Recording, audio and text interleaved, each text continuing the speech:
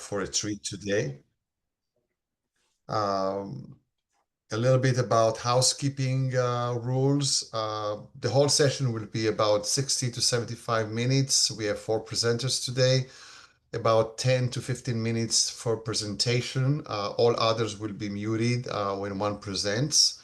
I'll give the presentation is self-paced, meaning that I will run it. I will wait for a cue from the presenter to go next for me to advance the slides. I have all your presentations, so you don't have to do anything but talk about your work, and I'll do the running of the presentation at the background. I'll provide a time reminder after the 10 minutes, and we'll have a one single Q&A session and discussion at the end. The session is recorded and will be posted on our website. Just for information, our next SculpSlam will be September 16. Let your member colleagues know. With all that, we can move on to the presentations, and the first one will be Leslie. Are you ready? I'm used to being last because I'm a Z. Not today. That's fine. All right, so I'll advance to the next slide, and you'll guide me by saying next to the next one. Okay? Uh-huh. Go ahead. Okay, so I wanted to start with the piece that I'm working on now. So this is my current work in progress. And the other slides are going to kind of give an illustration of, how this all evolved to the point that I'm at now. So this piece here, as you can see, is lots and lots and lots of stacked shims and shakes are primarily what I use. I work with the curves in those materials to create different kinds of curves. Leslie, is the piece behind you? No, the piece behind me is just another piece. Okay, Yeah. I don't see anything. Oh. I don't know if I have it wrong Zoom. Can you see the screen? Can't you see my screen? Oh, okay. I just went to speaker view. Thank you. I see it now. Okay. Wow. I'm glad I went to speaker view. Yeah. Go on, Leslie. We'll keep the Q&A to the end. Yes. So I stack, I cut, I glue, I stack, I nail, I grind over and over and over again. And my work that's evolved over the past, say, 8 years is primarily about architecture, the idea of dwelling in the mind, dwelling in terms of housing and home and building a home. And it's about resilience and meditation. When I'm working, I'm all there. I'm all in. It's a very, very time-consuming process, as you could imagine. Every single piece is stacked, glued, and nailed. And so let's go on to the next pieces, please. Yeah. So this piece here is the last piece that I finished, Hineni. And for those of you who don't know, although I think there's some of you who do know, Hineni basically means that you're very present, that you've arrived.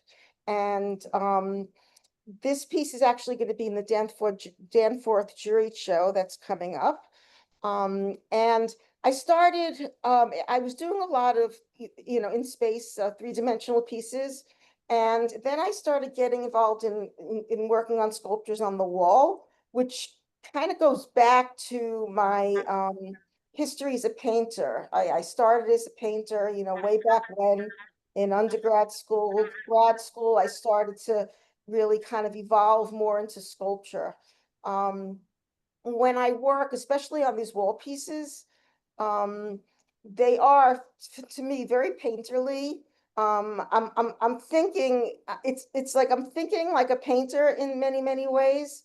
The thing is that then I get into this whole sculptural thing about recesses and protrusions and working with the material, allowing that angle that shakes and shims have to kind of dictate the flow of the piece. So it's kind of like a balance between my will and the will of the materials. And so I try to find that common ground between, where I want it to go and where the work wants to go. I'm really, these wall pieces are relatively newer for me. And it's kind of like this convergence of painting from my history as well as, the sculpture, the present sculpture. And I'm very much into pattern repetition. So there's there's a lot of ideas around repetition. So repetition of thoughts, repetition of material, basically I'm mark making with the material. So that goes back to the painting. And working with grids and patterns, line, flow, and that kind of thing. And we can go on to the next one. So this Convergence 5, this piece is basically a body of work that was based on merging painting and sculpture. So bringing some color in there, primarily being sculpture, but having it be on the wall definitely brings it back once again to the painterly sensibilities. And as I was saying, when I'm looking at my work and figuring out what I'm going to do next and where it is and where it's going, I really do self-critique it with a painter's background, even though I'm very, very now grounded and rooted in three-dimensional work. So we can go on to the next one. And this is another piece in my Convergence series. This was one of the earlier ones. And as you could see, things are really now coming out of the wall. And I think that relates to, you'll see the pieces that are coming up, the older work that are much more three-dimensional there. They exist in space. Okay, so we can go on to the next one. Yes, so this here is what my background image is actually on my screen here. And in this piece, I feel you could really, really see the painterly piece. It's flatter. There's a lot of repetition, and one of the reasons that I'm using these materials is to talk about a relationship between commonplace building materials and taking them to a whole new level. But then the play between using the building materials, shim, shakes, that kind of thing, basic wood, and bringing it to a piece of art. So this piece is definitely, it's one of the first pieces where I really started getting into that relationship between sculpture and work on the wall. And we can go on to the next one. And so in similar vein, this one is actually obviously much more painterly. And this came before the one that you just saw. And this is really a convergence of both, the paints as well as the sculpture. I'm very much into patterns and mark making, and structure and solidity and groundedness is very important in my work. If we think about the use of shakes and shims, they're used in building structures. Shims balance, they straighten walls out, they straighten things out as we're building a home, or part of a home, or any kind of structure.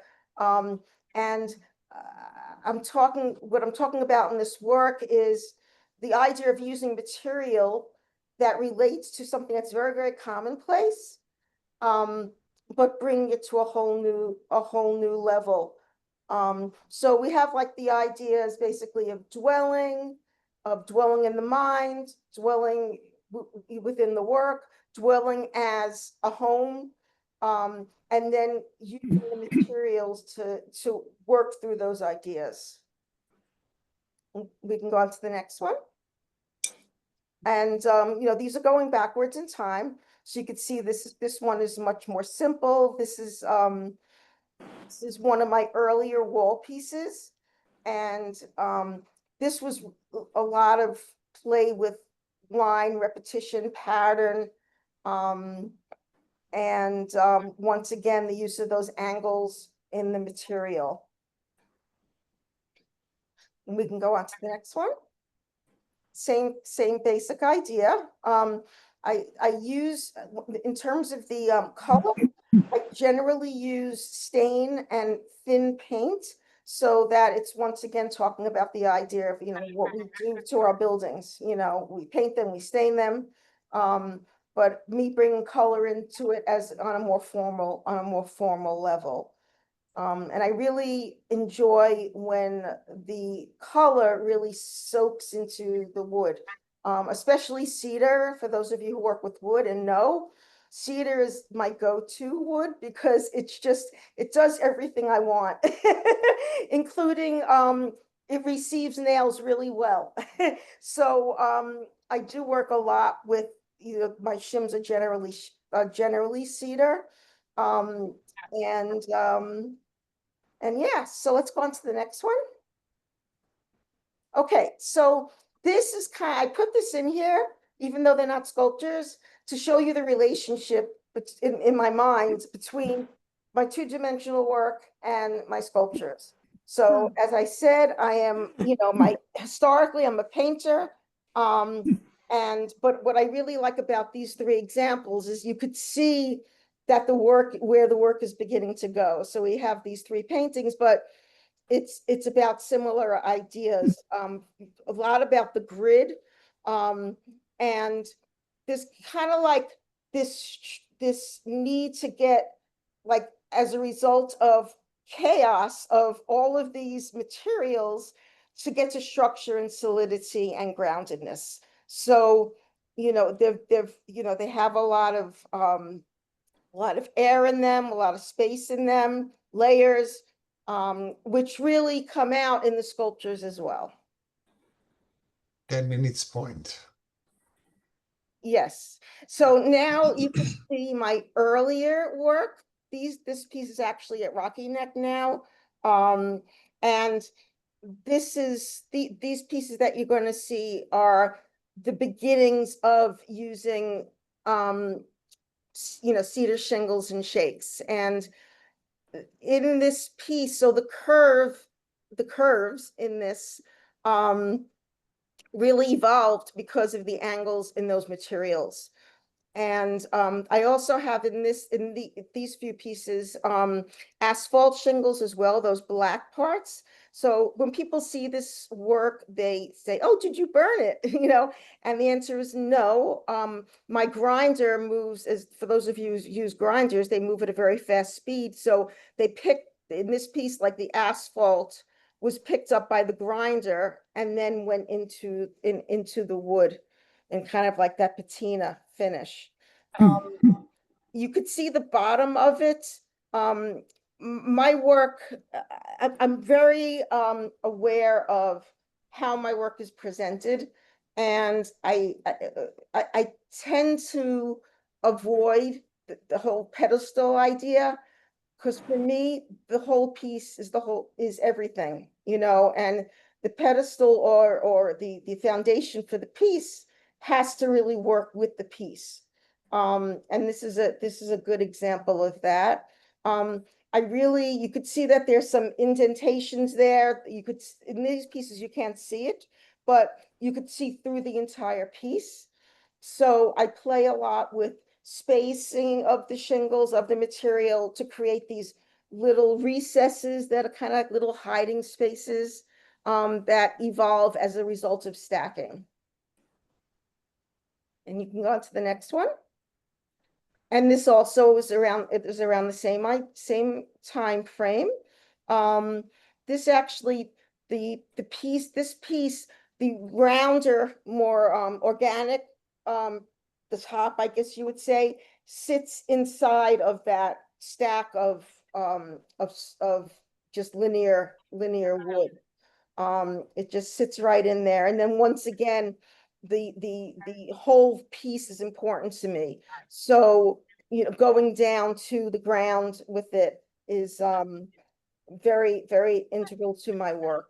And actually the very first piece that I showed you is going to go to the ground eventually. Right now, it's sitting on that table. And God willing, I'll be able to manipulate it enough so that it goes completely to the ground. So that's going to be a big job, but I kind of can't see it any other way. So that's where that is. And you could also see the, the paint in there a little bit. So this is a lot more direct in terms of what I'm thinking about in terms of home dwelling, architecture. There's a lot of obvious references. And one of the things I really love about this piece is how compressed and dense it is. So you could, in this piece, I feel you could really kind of sense the building process and the way everything becomes compacted. And that's one of the things that I really, really like about this piece.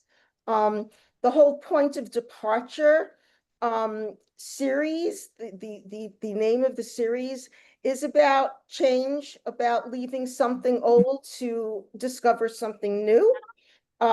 Sometimes it being very difficult and you don't know what's going to come, but just basically having faith that that point of departure will result in something that's actually really exciting. And you can go to the next one. So these are my original dwelling pieces. The one on the right, you could see, that's basically painting and sculpture. The top is painting, drawing, and the bottom, there come the shins, so to speak. First, when I started working with this material, I really just lined it up just like you would when you're putting on, the under piece of a roof, the underlayment. So there's not a ton of manipulation in this work. And it also kind of goes back and forth. I have just some straight paintings without sculptural elements in them that were around this time as well. Leslie, let's try to wrap up. Yes, that's the last piece. Perfect. Okay, good So timing. yes, so this is an example.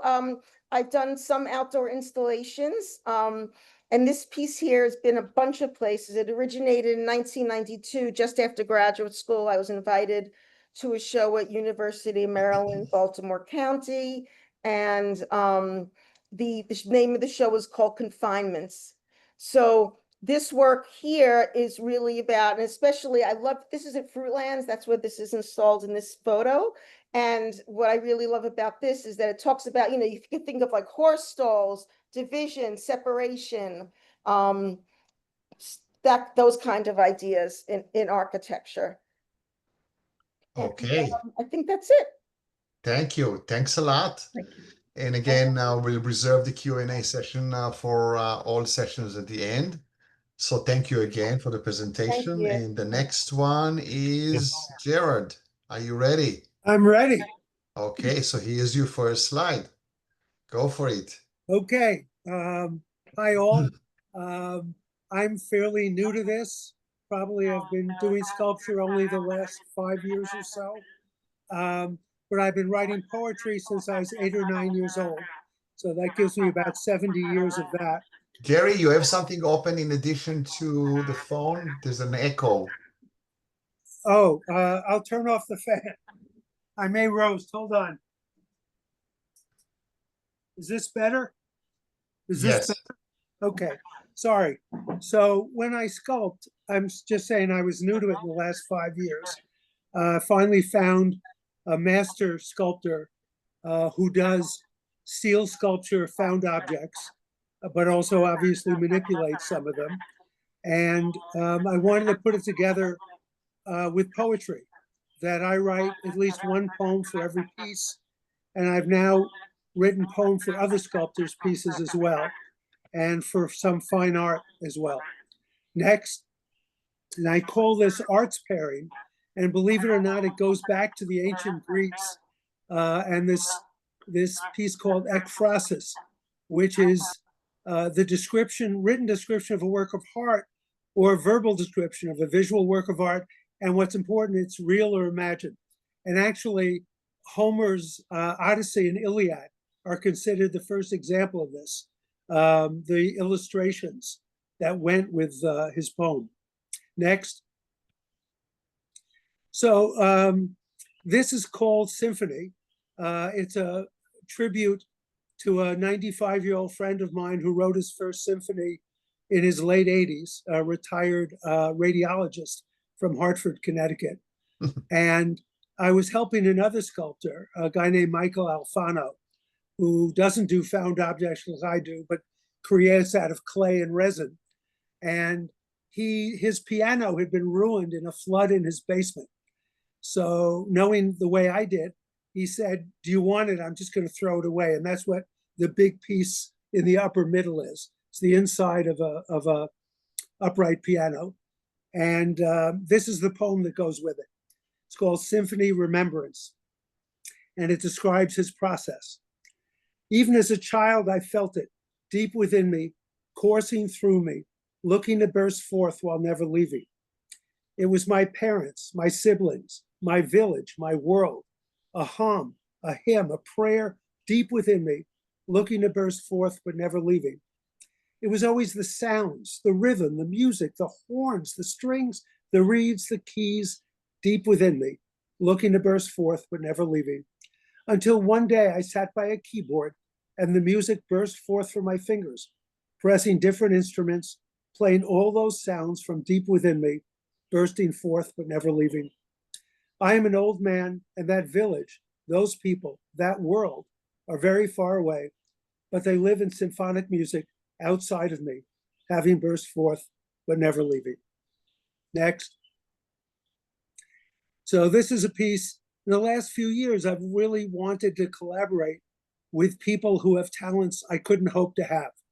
And it turns out my first cousin, who I found after 60 years of not being in touch, he's an emeritus professor from South Carolina, but he is a wonderful painter. And so my wife and I had visited the Dolomite Mountains in Western Italy and came upon a wonderful lake called Lake Misurina.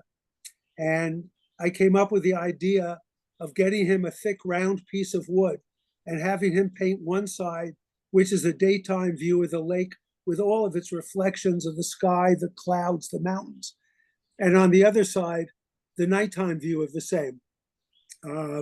And I will read this poem as well, and then I'll skip poems simply so we have more time to look at sculptures.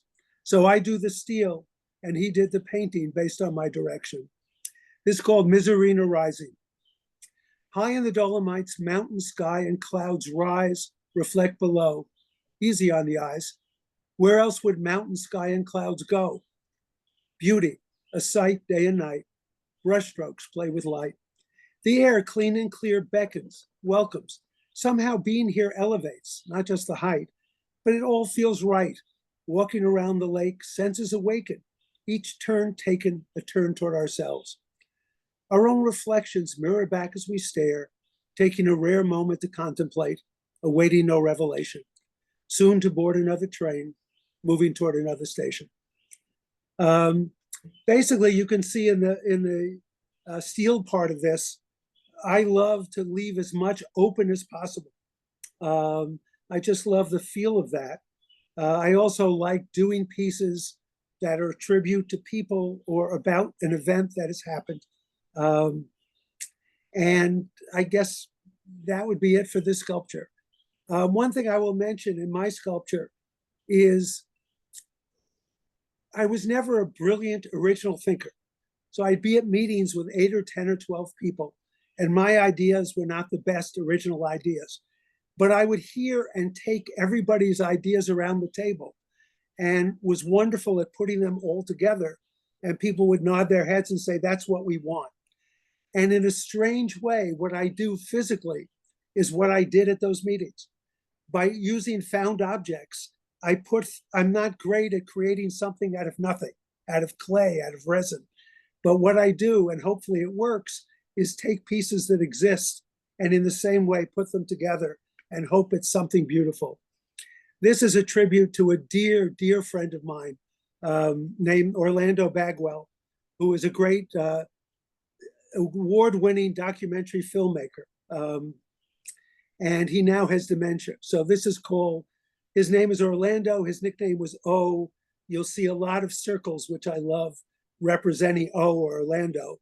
And so this is dedicated to him. Next. This is another one of my collaborations. My older daughter has a friend who's actually a cartographer, but on the side, she does these beautiful pieces with resin and crystal. So I so much wanted to have one of her pieces as a part of my piece. And this was 2 years ago at the Bennington Museum for the North Bennington Outdoor Sculpture Show. This will be my 4th year there. Next. This is done for my friend Stephen, who died 11 years ago, who taught peace in Cambridge. He worked for the school system and was a circuit rider. He also helped found a nonprofit called Peace Games, and he taught peace around the world, especially in the Middle East, getting together groups from Israel and Muslim countries. And this is called The Presence of Peace. And I will describe this one because more than any other, all the pieces mean something. The bottom is his strong base. Above it is a pipe vise, which is the strength of his gut. Above it seems to be a crescent, and that's really his dreams. On the bottom right of the crescent is his heart. And above that actually were metal planters, one going up, one going down. That represents his head. But it was on had little metal chains that you would hang it from. And you can't see it, but they're all around it, his curly hair. And you notice the size is a bit large for a head, and that's because it represents him teaching peace in the world. Next. I'm sorry, next. Is there a next one? I thought there was. Zvi? Yeah. Hello? Can you not hear me? Hello? I hear you. Which one? Oh, no, go back. That's great. That's just next one. Next from there. That was done mostly, no, one back, sorry. That was done mostly for my grandchildren. It is Gerald from a children's book called Gerald Can Dance. I fell in love with stovepipe in my town dump. It was the right color and it screamed to me giraffe. When I had to move him, he broke and I literally started to cry. And I put him together, missing 2 pieces. And now he's wonderful in a cuter, more accessible way. Next.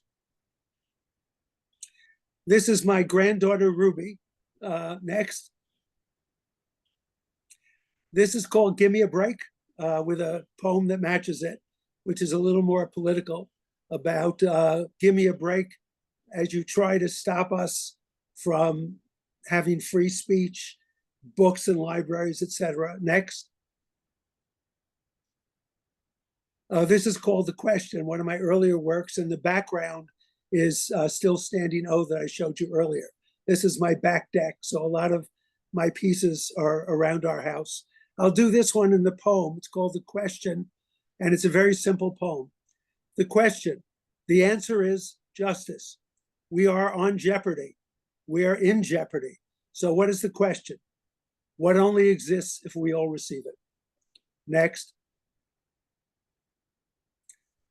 This was done for my father and my wife's father, both of whom always said they came from Russia. But going back to all the birth stuff, they came from Ukraine. And so there's some understanding of what went on in that part of the world. Next. 10 minutes point. Oh, okay, thank you. Thanks a lot. Thank you. Appreciate, and you were right on time. Great. Wonderful. So thank you, and we'll have the Q&A at the end again. We're moving on to Joanne. Joanne, are you ready? You have to unmute yourself. Joanne, are you there? Yes, and it's Joan. Oh, Joan, I'm sorry. It's all right. It's all right. It's all right. Yeah. All right. Okay. Okay. Can I move on to your first slide? Okay. Okay. Here you are. Okay. So I'm going to show you work that's been from like 2009, my most recent work, but it's the beginning group is a series called Cover that I started in 2019, and it's going up to 2025. So I'm going to talk, so I guess to begin with, my work really begins with a feeling or a gesture. It could be something, like if I'm hiking or if I'm reading a book or some emotion, and then I start to break it down and start to figure out how I can translate it to three-dimensional work, which I guess I've done my whole life, and I've been a sculptor for a long time at this point. So this series, this was a series called Cover, and it was I was I had seen this incredible video installation by Richard Moss. He's an Irish photographer. I saw it in London because my daughter was in graduate school there. But I also saw it in Washington, D.C., and I saw it in Boston, actually, at the ICA. But it's about he follows the journey of migrants with a thermal military camera, and he's looking at them in Greece after they fled Iraq and Syria. But it really profoundly affected me. It was in this incredibly fabulous space, and the videos were these huge whole walls of these narratives. And it's a thermal. It's a I don't want to talk about this too much, but it's quite interesting. The camera was a thermal military camera, so it's so you're looking at these people, but you're kind of not seeing you're not dealing with details, but you're seeing intimate views from 18 miles away, but you're not seeing the details of the individual. So it was that video that really profoundly moved me. And then at the same time, I was reading this novel called Exit West, Mosa Hamad. It's about a couple in an unidentified Middle East country who decide to flee their home through a series of doors. It's kind of magic realism, like the Underground Railroad or things like that. But Lincoln and the Bardo, things like that. So it's kind of it was that both of those things really influenced me. So I decided I wanted to do a series about covering. And so so I basically let's see, so I basically started off with thinking about how could I communicate that. And this was a little bit before COVID, but so I started I wanted to work with found objects. I was doing a lot of walking at that point, and the walking continued even more during COVID, where I would find things on the road, and I would take them home with me, and I would started doing things with found objects and also configuration. So I've for years have done a lot of work with clay, making clay molds that are some of them are kind of organic forms. And I would make rubber molds with them and do multiples and do kind of installational pieces. So with these pieces, I would make pieces like this piece here. The top of the piece is inner tubes, which I love working with. Actually, I love the feeling and the density. So I was the top piece is inner tubes, which I kind of just created like almost making a hat. It's and then below are these pieces that are not really covered. They're coming out and they're not getting great covering. But the pieces underneath are these pieces that are cast ultracal and layers of paint that kind of brings through it.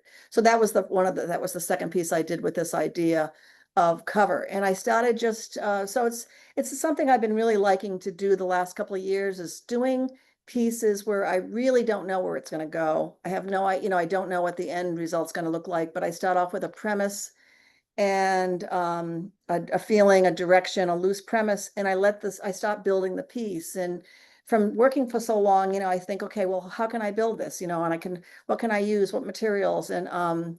And so I start doing that, and then I figure out, well, is this working, or do I want to add something else, or I want to incorporate another process, another material? And so it's been really, it's kind of nerve-wracking, but it's also kind of exciting. I find that really exciting to not really know and let the piece come into its own. So so that's this piece, and this is a rather small piece. Oh, okay, you can turn to the next one. Okay, and this is another piece that's similar, and this piece was a manifold, which I guess I've looked into what that is. It's part of a car. And I found that on the street. And that piece, I had these things for a while, and the pieces below are cast resin, cast plastic resin. I love smooth on products. This is a smooth on cast resin, and it's translucent so there's some pigment in there. And so this was a piece that I had with the top of it. And I, worked that out and built it all up, kind of creating almost like a house, like, what Leslie was talking about, that whole idea of creating a structure, creating a cover, like a refuge or protection. So I was thinking about that with all of these pieces. So I, built the piece up and kept on working on the piece, and then the piece underneath is I think it's fake grass. I put that underneath. It needed a more covering, and so I was just kind of building that piece. So that's this piece, and okay, you can go to the next piece. And then this is another piece with that. This is actually, these are tires that a friend was throwing out. Tires, and that was a piece that is a similar idea of having the pieces are hidden underneath and there's a covering over it. And that, yeah, so there's a material that I really like that you guys probably know about, but it's called epoxy, APOXIE. Does everybody know about that material? It's a great company. If you're kind of doing something in metal and you want to repair it, but this is a great material because the actual form was using styrofoam, and you're shaping it with a Surform, and you get this really lightweight form, for hanging pieces. And it's got a French cleat. It's attached with a French cleat behind it. And then on top of that, you use this material, epoxy, APOXIE. They have a lot of different products, but it's a really great material because you put that on and it becomes like a resin, but you can actually use your hand. It's not toxic. So it's kind of a great material for a lot of things. I've been using it quite a bit. And so there's graphite in here and paint, and then these once again are resin pieces, cast resin pieces. You can go to the next one. Okay, and here's another piece that's similar to this thing. And this was actually, I dreamt this piece. I mean, I dreamt this. So that's funny with these pieces I've been coming up with, when I come up with these things, I just wake up with the whole piece in my head. So this was about kind of doing these plants that are upside down, going into the ground, and the ceiling is breaking. So that was just a interesting piece to deal with. I started trying to figure out, well, how do I get this, how do I get this so I can feel, have it stable, making it. And so anyway, so this piece was, and these are the forms are made out of ultracal, and the top, it's wood, and it's also the reinforcement for foam. So you can go to the next one. This is another piece that I did. So I was doing that with all these coverings. And then I started opening up my idea of covering, what I thought about what I wanted to deal with cover. So I had these cups that I've had for maybe 30 years or something. I cast them millions of years ago, and they're plaster. And so I thought, I want to work with these, and they remind me of children. They remind me of, there's something about them that I thought was interesting. And I found those pieces on the ground walking, those Formica pieces, and I cut them up and made them into, created a form with that, and worked on the pieces. And I thought how, once again, I wasn't really sure how it was going to go. And then I decided that these pieces are kind of like figures. And I don't know if Elizabeth Murray was influenced kind of when I was working with it. Felt like a really domestic piece. So it reminded me of Elizabeth Murray, the painter, some of her work, and it was kind of a bleak subject, but I thought I was going to also making it kind of a fun piece, where I wanted I decided not to have a roof over this as a cover, but a rain cloud. So I did many different pieces of rain clouds, and I finally decided to create it out of hardware cloth. And then I did a layer of wax and pigment in that. So that was multiple times. And then this really worked well. It was just this wire. And so I have a wire that's attached into the whole wall and then wraps through the piece and comes down into the base. And it worked really pretty well. So we can go to the next piece. This is 10 minutes point. Okay, good. Thanks. Okay, and this is just a close up that. You can go to the next piece. Okay, and this is the last one for cover. This is I had these doorknobs, and once again they remind me of kind of children's.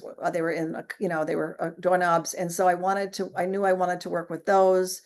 And these are the doorknobs, and they're dowels, 1/8 inch dowels, and I wanted that quality of movement. And it's kind of a nonsense piece in that there's quite a lot of movement, and the doorknobs aren't closing doors or covering up things, but there's a qualities to them. So I and the hardware cloth, I have 2 layers of hardware cloth underneath it and a mirror. But go to the next one. I don't want to go on it.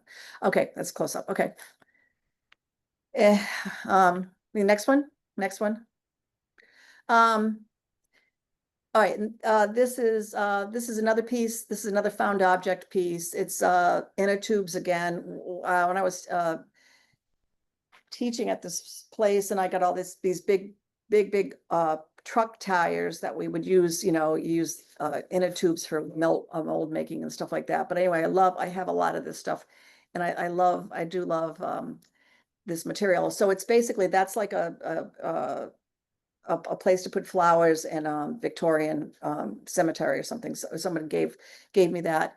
And then that's layers of, so the piece kind of fits together really simple. It's layers and layers of the tires. And then the other pieces are pieces that I cast and connected to each other with threaded rod. And it's kind of that quality of trying to have a voice and having all this stuff in between the thoughts and the ideas and the voice. So, okay. So you can go to the next one. I'm taking too much time.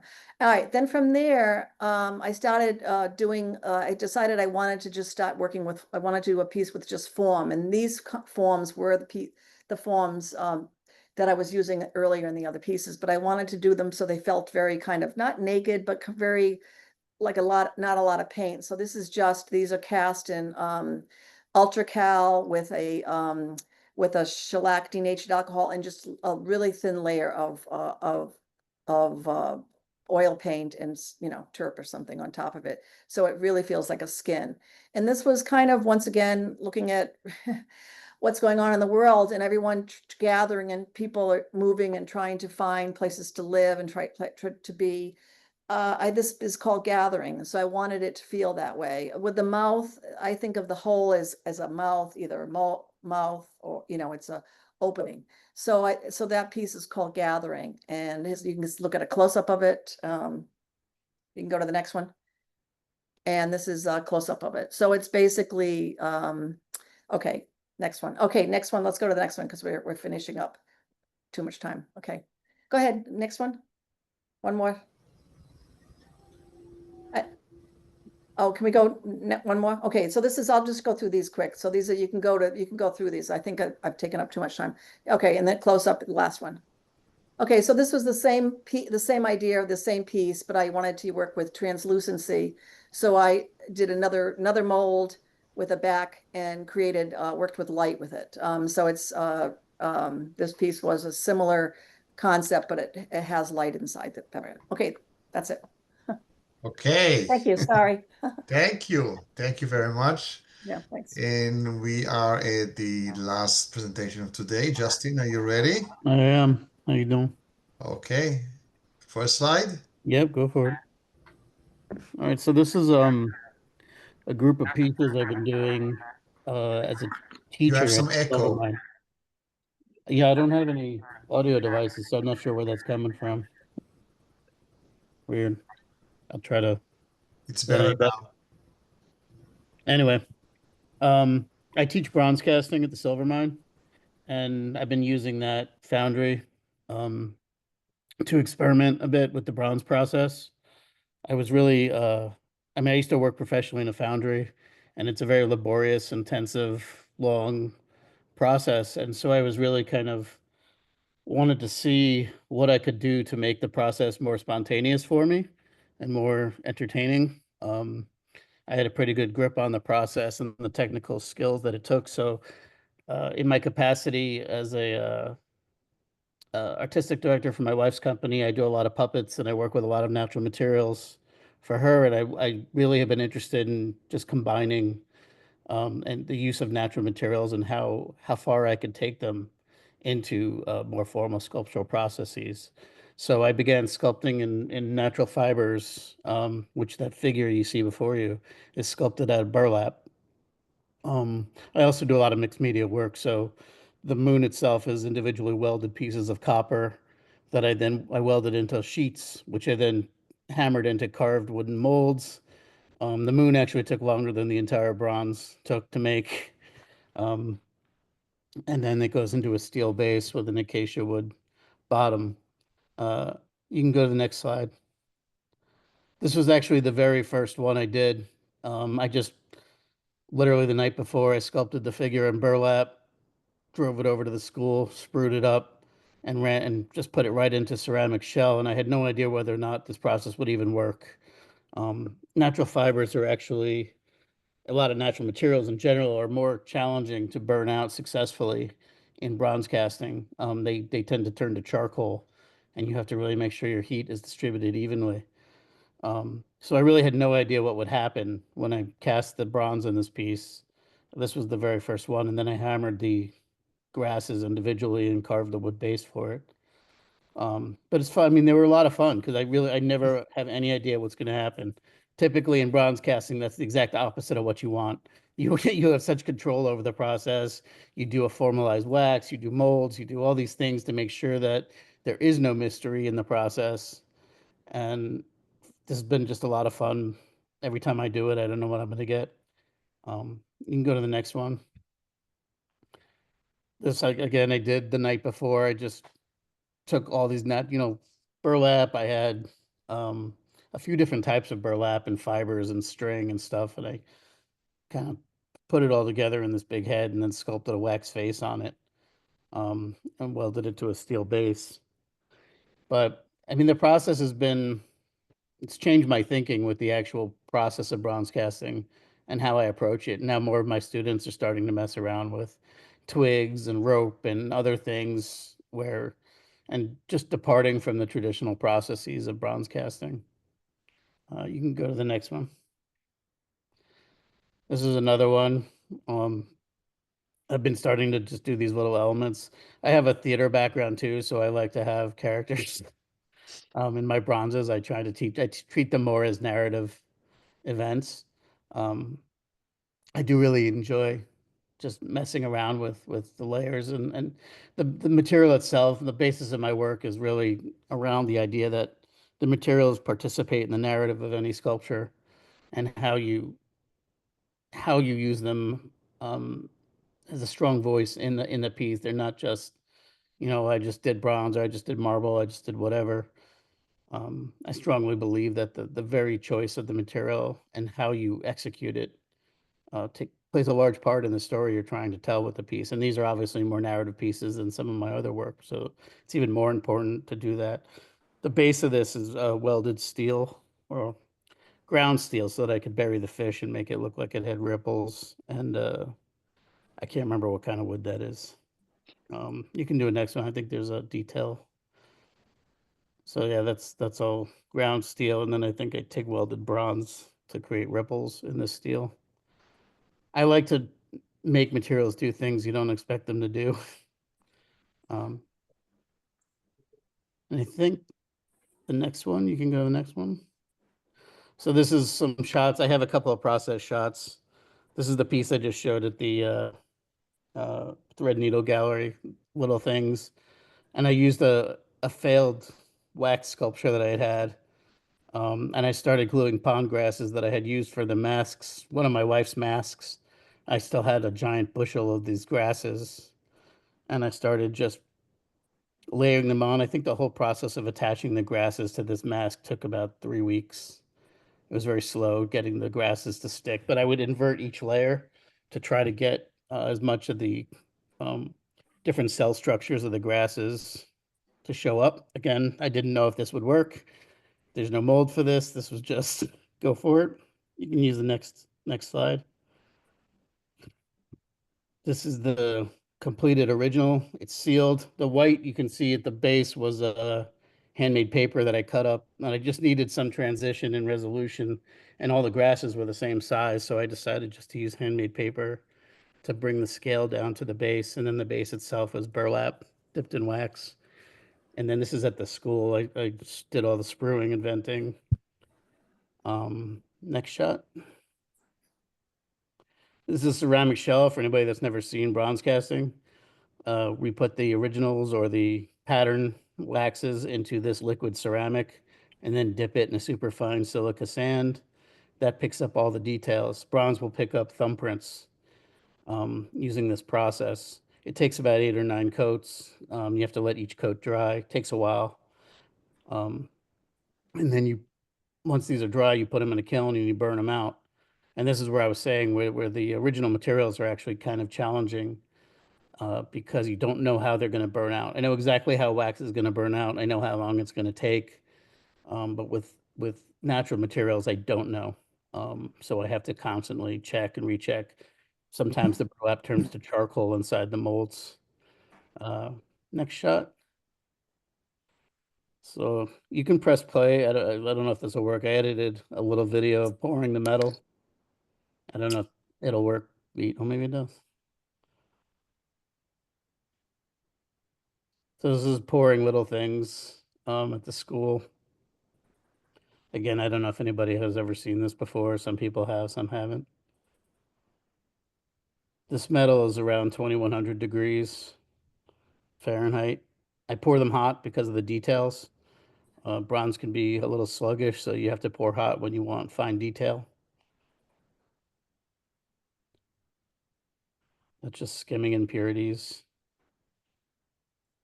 The furnace sits below a floor and it's always getting garbage in it, so I always have to clean the metal.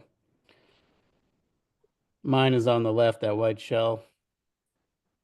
And those shells are only about a 1/4 inch thick, and yet they remarkably will take 100 pounds of molten bronze in them.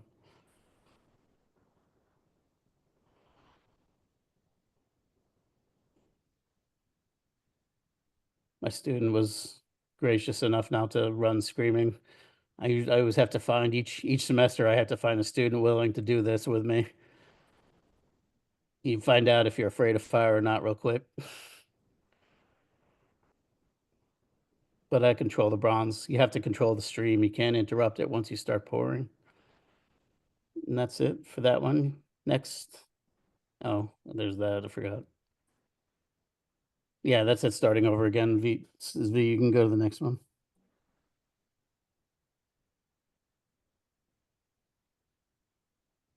The same video. There should be another slide after this.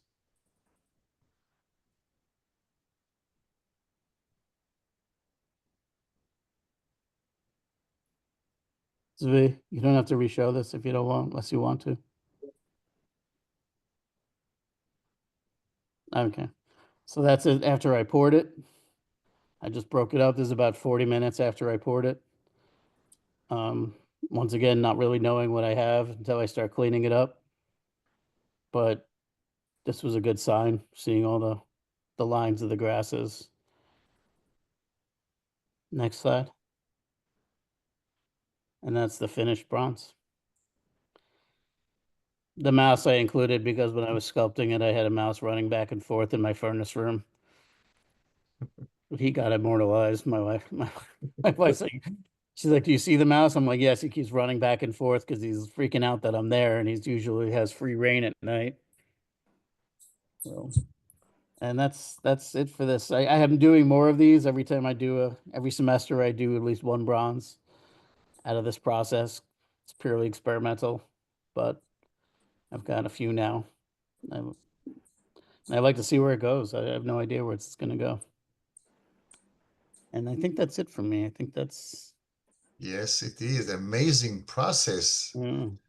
Okay, so thank you all. I'll bring the full screen so everybody can see everybody. I can see everybody again because running the show, I was doing one person at a time. So any questions?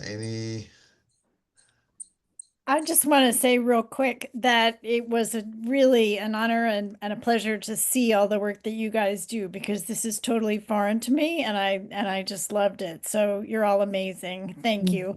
I'm going to have to take off, and I just want to remind either Zvi or Justin to turn off the recording when you guys are done, and I'll take care of it from there. I will Okay, definitely thank you. look Thank into you very so deeply much. to do that. Thank you. Bye-bye. I'm happy to see Sarah Jane's picture. Yeah. You asked if there are any questions. I have a question. What I think is what's fascinating to me is people choose all these different kinds of materials. And I often wonder, well, why did you end up doing this? Like, I'm looking up people's names. Leslie, I mean, you started, I'm a retired architect, but I see these building materials and I'm wondering, what made you decide to pick these up and put them together and make these beautiful sculptures out of them? Do you know? You're muted. There we go. What made me decide that? I was just, I think I can answer that question a little bit better if I talk about what made me transition from painting to sculpture. And it's kind of very, very simple. I went to Cooper Union for undergrad school, and we had to learn everything, including making our own stretchers.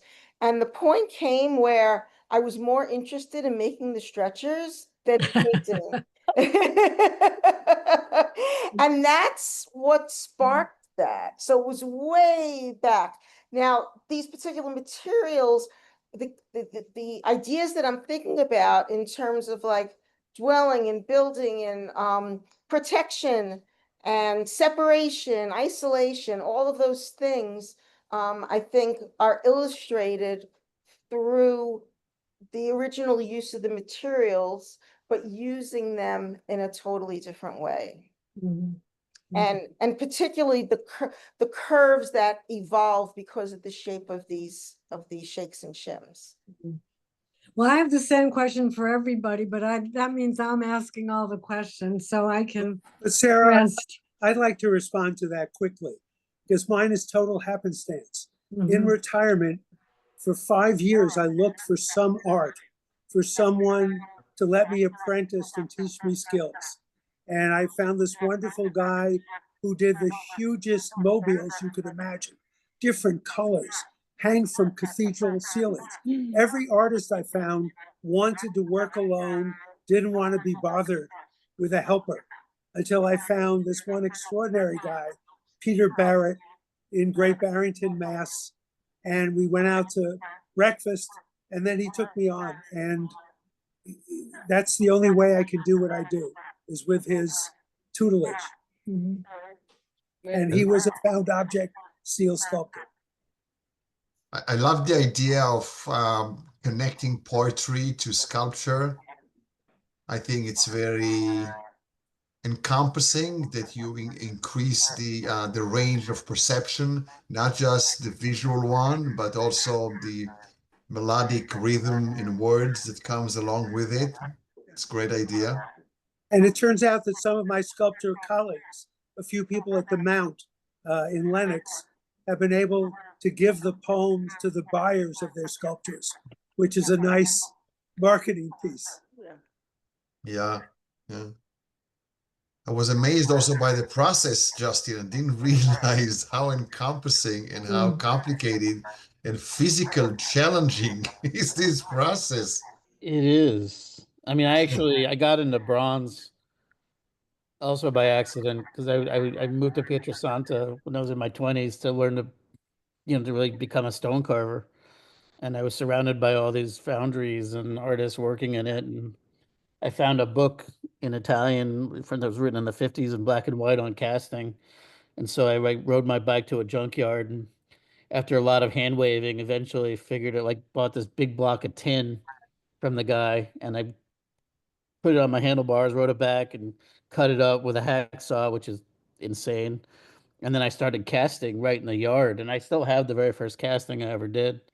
Um, and I just became fascinated with it as a process. And when I came back to the States, I literally within my first few weeks back in the States got offered a job in a foundry, and I took it.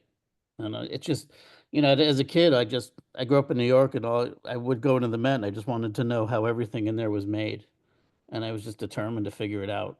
And I love process, and that's why I'm a sculptor. I love materials. I love figuring out each process and then getting to a point of knowledge in that process or that material in which you can do new things with it. And that takes time, but that's the best part, I I'm think, sure of it being a does. sculptor. Yeah. That's what I love about sculpture, and I love sculptors because I've always been three-dimensional, but I just love that we love process and materials, and with sculpture almost anything's possible. I think you can create these connections with poetry and with all these dance, and I think sculpture has just so many possibilities. I think it's so exciting, and materials, Yes. different materials.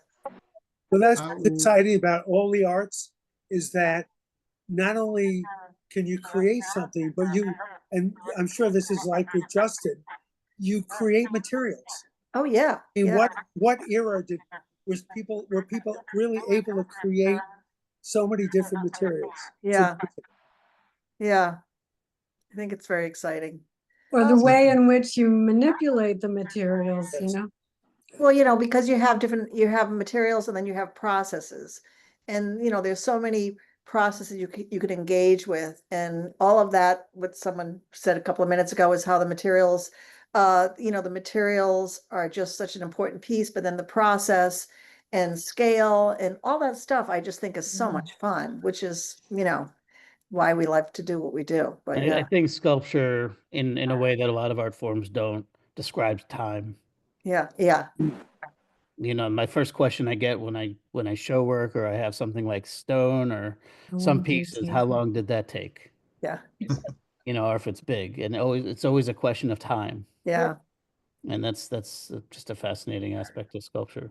The other thing for me in time is watching how I do outdoor work, and watching how the sun's movement reflects, whether it's the question piece I showed you or what's behind me now, all of my circles. I love to watch them different times of the day. Yeah, that's really It's interesting. exciting. Joan, I have a question for you. What artists do you look at? Well, let's see. I was just thinking I love Pierre. He's one of my favorite sculptors. Actually, Joel Shapiro just died, and I thought he was brilliant. I saw his last show in New York last year, and it was it was an incredible show. Let's see. I like Robert Goldberg. I'm trying to think of who I like. Yeah, I have, Diane Simpson. She was a really interesting, she had a show at the ICA, a couple of years ago. Her work is kind of interesting. And I love people, I love Calder, love Brancusi. Actually, I got a book recently of Garth Evans. Do you know he's a British, Yeah. actually, it's a beautiful book. He's a British sculptor, and his work is really wonderful. I mean, I loved Eva Hess, Jackie Windsor. I just love and I actually I lived in New York for a long time, so I'd love to go back to New York and just go to a million see sculpture there. And but I guess I think I I also love to read, so I think reading is really important to me, and nature and walking and being in the world. But I think that yeah, anyway. But I just wanted, I looked at everyone's websites and I read about everybody before we came. And I was so excited, Leslie, that you went to MICA. I went there also. And it was I loved Merrill Institute. You went for grad school or? No, I went for undergraduate. And Oh, that's where I was, before that I was, I hadn't done a lot of art, before I went to Micah. And I thought I loved drawing and thought, oh, well, maybe I'll be an illustrator. And as soon as I started doing sculpture as a woman, I think sculpture was so empowering for me to create something and have it in my space and have to respond to it with my own body. And I just fell in love with sculpture. So I was, but I just loved that school too. And I loved Baltimore. I thought Baltimore Yeah, was yeah. a fabulous place. yeah. Anyway. One question. Did you know Ivy Parson? Ivy Parson sounds familiar, but not. Okay, no, okay, sorry. I was in the grad school. No, I know you were in grad school. Yeah. Yeah. No, I was very excited about that. Yeah.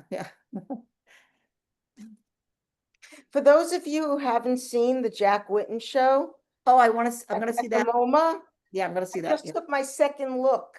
It's Yeah. incredible. That looks, oh, I was thinking about that with you actually, and I was going to tell you that because I'm going to be going and with one of my daughters, I'm going in July, and that's one of the shows. But when I don't you find that inspiring? It really connected with your work, I thought. Jack, it's really funny. The pieces, the materials, Yeah, I thought it it's was very very cool. funny. When I was a Cooper, Jack Whitten was there. Oh, cool. He was Yeah. teaching there. I did not study with him, surprisingly. And now I'm kicking myself, right? Oh, no, he was unbelievable. Yeah. Absolutely unbelievable. There's also a very good Louise Nevelson, very small show at Whitney. Oh, really? Very, Nice. very Yeah. good. Yeah. Yeah, nice. Thank you. Yeah. Leslie, I have a quick question for you. Sure. Wondering what your primary source of joinery is for your pieces. Glue and nails. I don't. I saw you had nails and glue in the description, but I was just Yeah. I don't get into any kind of really intense joinery. That would be a whole other thing. My work really evolves.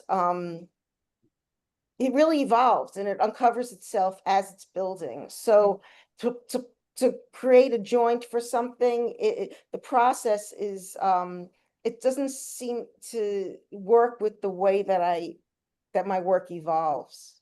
I think it wouldn't be, I think it's more effective, like the gluing and the compactness and the heaviness and the whole thing. I think if you had fine detailing, it would be another kind of work. It would be that thing that you feel when you look at it. Wouldn't have it. Yeah. Have you considered wooden dowels? No. The glue and nails acts like a clamp, so I could really move through the piece. Right. Yeah. Thank you. Joan, I put some pictures of Richard Moss's photography. Oh, I know, I saw that. in the chat, but I went to that exhibit and it was haunting. It was. Oh yes, it was just. Especially the one in the boat and. Yeah. Oh, it was just amazing. I met him. Oh, yeah, it was exciting. I guess my nephew knew him, and when he was in Africa doing those studies, he slept on my nephew's floor, and so I finally met him. But I just think he's doing environmental work now. I mean, I don't get to, if you go on Instagram, I mean, he has a lot of work that's dealing with the rainforest and things like that. But those are pretty amazing. It was such an incredible experience to be with all of these people, and we all just sat there, and it was the most moving experience to be in that space. I think the size of the screens that filled the whole gallery, and how they darkened it, and you feel like you really, I don't know, you become like part of the image. It was fascinating. The way he presented his photography as well is very impressive. No, it's really interesting. Yeah. Very interesting. Yes. Joy, and I have a question. Your theme of coverage, it's a very powerful one if you think about that. I mean, we all struggle between what we see, what is true, what is not to be seen, what we cannot see. How did you come up with that concept, with that focus to cover coverage?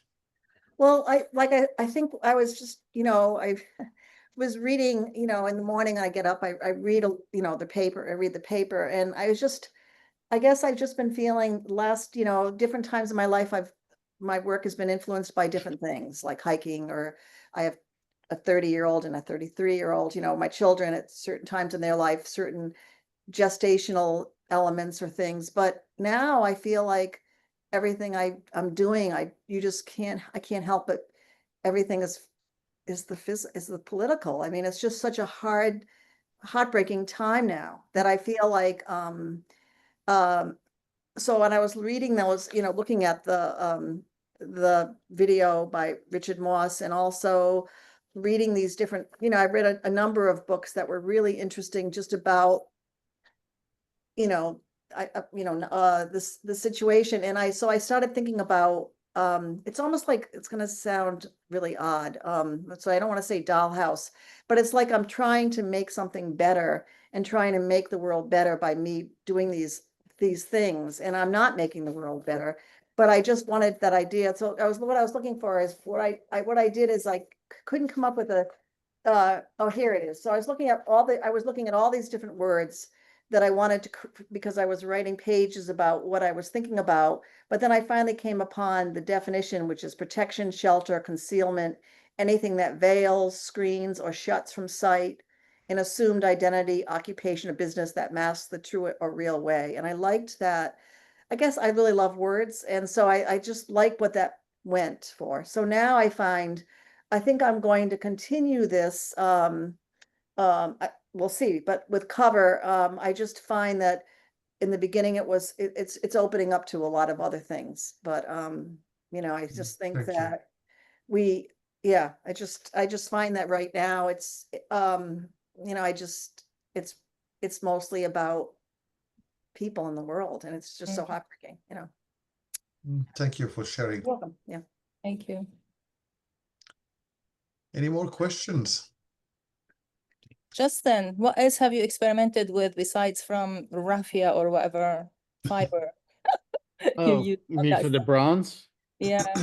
Nothing yet, but I have a collection. I just dug up. I moved my studio 2 years ago, and I'm just starting to uncover all the things that I had to move and stuff in any place I could find them. So I have a whole collection of fibers and plant material that I was doing like large scale cast handmade paper reliefs, which I want to get back to.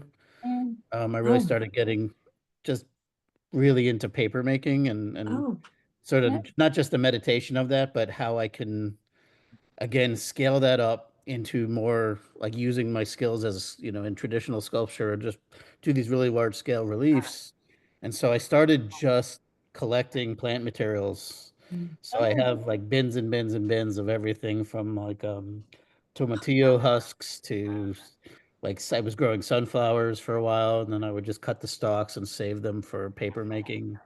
And I was saving them also for the masks for my wife's company for the puppets and stuff, but also for me. So I'm starting to really think about I have a class coming up in September, and so now I'm starting to really consider what I'm going to do. And then Do you when I need have an apprentice? Yeah. I always need apprentices. If you're not afraid of fire, Can you're I probably be, like no, can I be an apprentice? It's really interesting. Yeah. you have to shut off your lizard brain when you get into my classes. Um, no, but I invite anybody. Anybody can come down to the pours. Oh, really? Oh my gosh. Yeah, Okay, all are welcome. thank you. But yeah, I'm really excited. I don't know what I'm gonna do next, actually. I'm already bored with the burlap, so now I want something else. Paper is a fascinating medium. Yeah, Paper. it really is. It's very different. When I started it, Mm. it was originally to make some masks, and then I was like, oh, maybe I'll do some reliefs, because I was doing these stone reliefs and I was going to galleries, and you're like presented with a 20 something that can barely lift a cell phone, and you're like, oh yeah, they're gonna lift a 50-pound relief onto a wall. Not. So I started making them in paper. But even then I still tend to make them heavy. But They can be so sculptural, like what you can do with it. Yeah, And me I thought too. I was like, oh, it's paper. Like I do bronze, I stone carve, I do all these really technical processes. How hard can it be? And it's actually harder than all of those. Paper is much harder to figure out, especially because I was looking everywhere and nobody was working with it the way I wanted to work with it.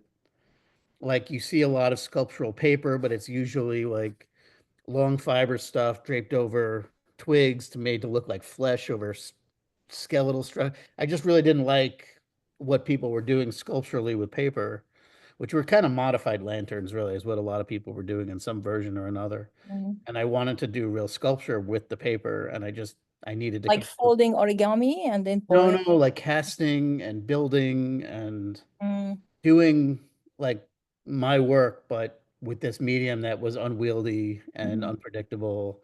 And you had to figure out like each fiber has its own shrinkage rates.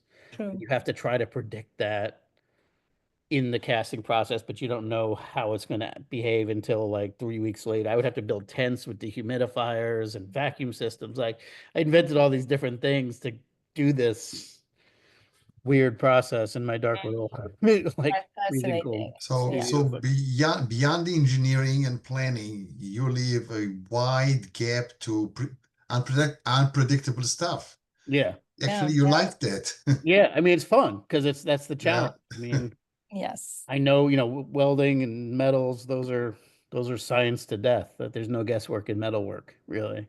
Mm. So Mm. that's when I started messing with natural fibers because that's the only place you could throw in an element of one's unpredictability. Mm. But So you're a risk taker. yeah, I mean, it's a little weird to take risks with molten metal, but like, yeah, I mean, I try. Oh, that's wonderful, I think.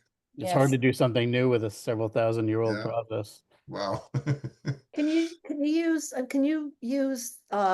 like can you create paper that's kind of translucent? I Oh wonder. yeah, yeah. That In I fact, I think mean, could that's be, what like, yeah, and then there's entirely different schools of paper making. There's yeah, Asian paper Mm. making styles and there's Western paper making.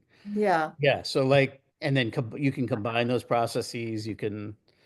It's it's a very complicated field, and it all has to do with understanding fibers and how to break them down and how to use them and whether they're long or short or what their actual geometry of the individual fibers are. Um, it gets pretty complicated. It's fun. Like, I mean, I haven't done it in a while because I had to move, but I can't wait. I'm like, now that I'm stabilized again, I'm looking forward to doing it. Do you know something called Green's lens tissue? I used to get it at Talis's. I Oh used to yeah, keep yeah, up yeah, with yeah. lens tissue paper with in cheesecloth. I used to Yeah, do sculptures with that because it was really sturdy with methyl yeah, cellulose yeah, and those three materials. And you can crumble it up like it's like looks organic. You can yeah, crumble it up and it won't break. But with the cheesecloth and the methyl cellulose and the green the tissue paper, it really was a great. I just used to do really big pieces with them. yeah. I mean, you could layer them because you're Yeah, you using can the do really fibers of great the, stuff. the Yeah, cheesecloth. yeah. What is that called?